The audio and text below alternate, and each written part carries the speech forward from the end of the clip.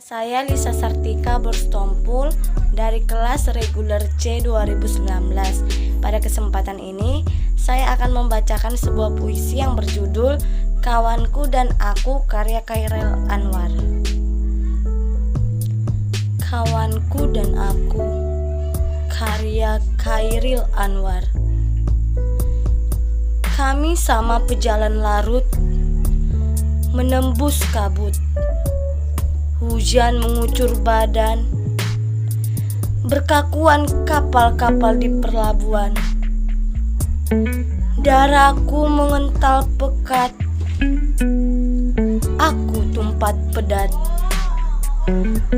Siapa berkata-kata, kawanku hanya rangka saja. Karena dera mengelecak tenaga, dia bertanya, jam berapa? Sudah larut sekali, hilang tenggelam segala makna, dan gerak tak punya arti. Telah membaca puisi yang berjudul Kawanku dan Aku, selanjutnya saya akan mengapresiasikan puisi tersebut berdasarkan teori Tew.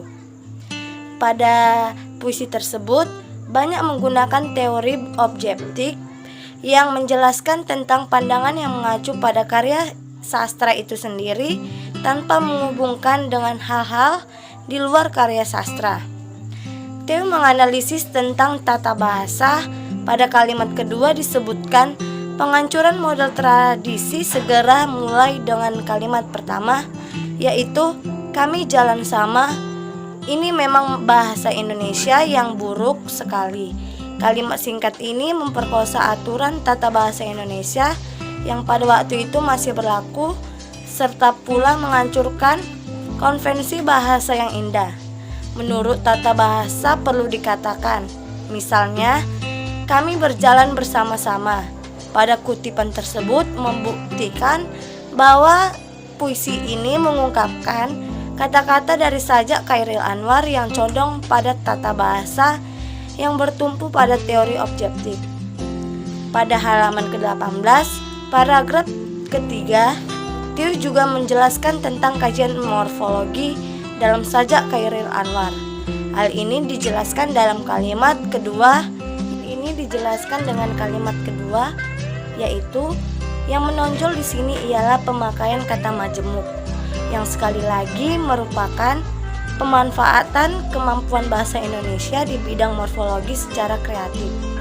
Selain itu, Tew juga menganalisis tentang aspek bunyi dan irama.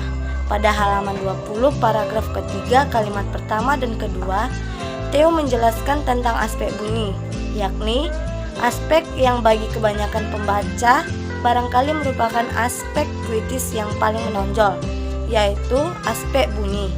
Yang paling menonjol ialah dominannya bunyi vokal A dan U.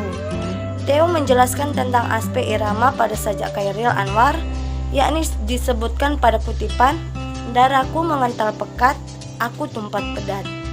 Dua bagian lirik ini berbeda dari segi jumlah suku kata, 332 melawan 222. Yang terakhir, Tew menyimpulkan bahwa karya Chairil Anwar ini tergolong unggul.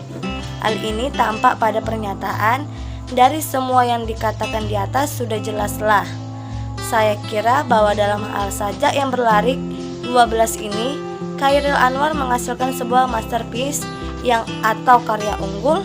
Secara keseluruhan, puisi ini memang menggunakan pendekatan objektif dalam analisisnya, walaupun tidak menutup kemungkinan memunculkan teori lain di dalamnya.